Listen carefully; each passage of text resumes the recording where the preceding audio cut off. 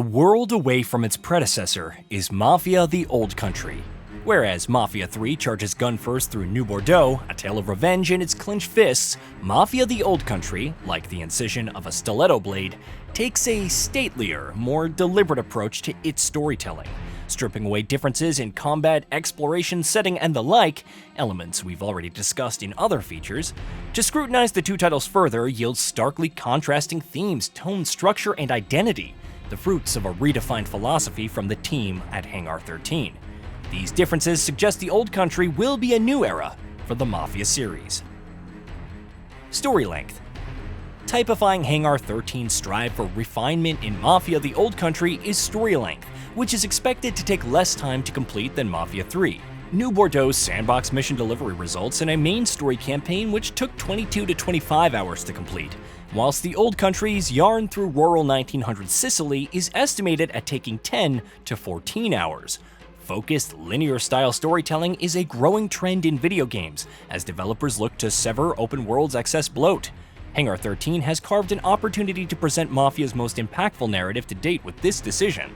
If The Old Country story is on point, then switching from open world to linear, and thus shortening campaign length, will provide a shrewd move. No background knowledge required. Confirmed as an origin story for the Mafia series by Hangar 13, as per the studio's community Q&A, players needn't have experienced any prior Mafia games to get the most out of The Old Country. A standalone narrative requiring zero background knowledge is essentially a reset for the series. Compare this with Mafia 3, which, whilst admittedly could be enjoyed as an introduction to the Mafia series, the backstories of recurring characters would be missed. Thematic difference. We touched upon this in the intro, but again, Mafia 3 is a story steeped in violent retribution. Through the traumatized eyes of protagonist Lincoln Clay, we're embroiled in a tug-of-war between rival factions and fractured societies. In contrast, Enzo Favara's story in Mafia: The Old Country explores themes of loyalty, trust, and sacrifice. Furthermore, Favara is attempting to establish an identity and a sense of belonging for himself. Both games dissect emotionally complex subject matter, but there is a whole difference in what's being presented. Protagonist goals. To explore these thematic differences further, we can look at each of Mafia 3 and Mafia: The Old Country's protagonists and the end goals which fuel their motivation. Lincoln was hellbent on revenge, his ultimate goal being to tear down the syndicates which failed him. He's angry. But for Enzo, his goal ultimately is to be a part of something. To put it another way, Lincoln is building his own empire, Enzo is joining one. Portrayal of the Mafia. Throughout Mafia 3, organized crime and mobsters in general are skewed through the lens of decay. They're portrayed as an outdated force amidst a tumultuous backdrop in transition. They're still taking power via brutality, but their goal for ultimate control over any adversary feels as though its shelf life is wavering.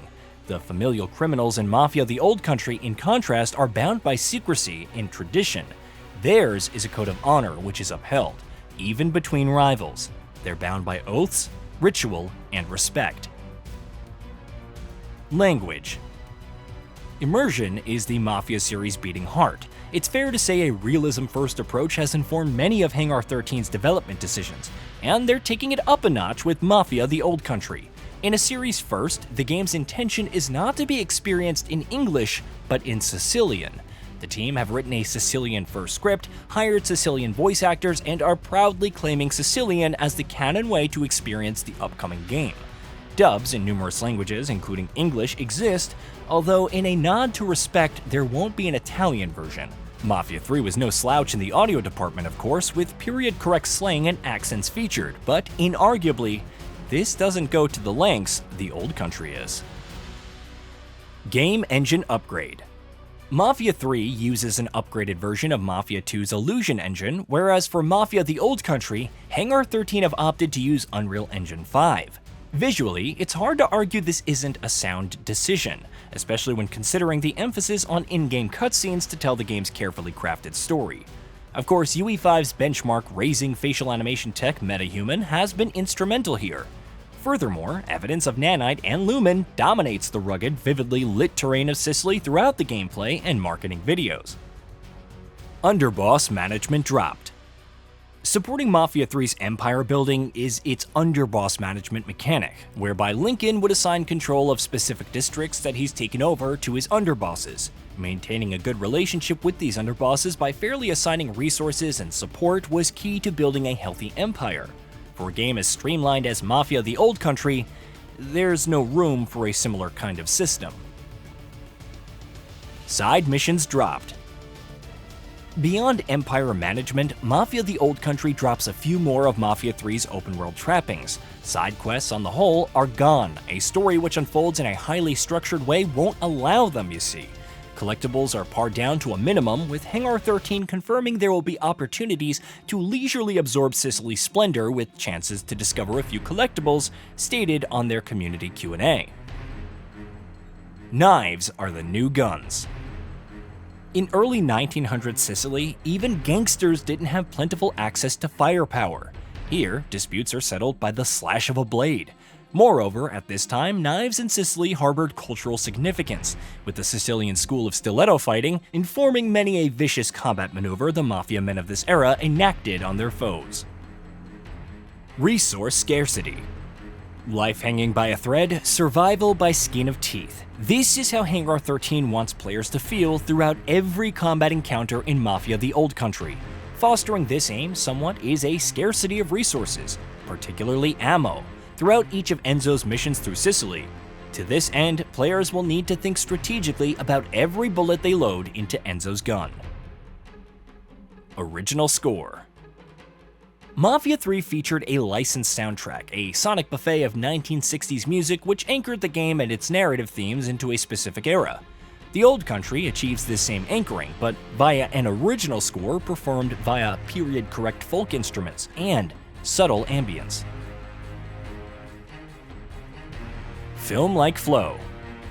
In Hangar 13's words, playing through Mafia the Old Country is like playing through a classic mob movie.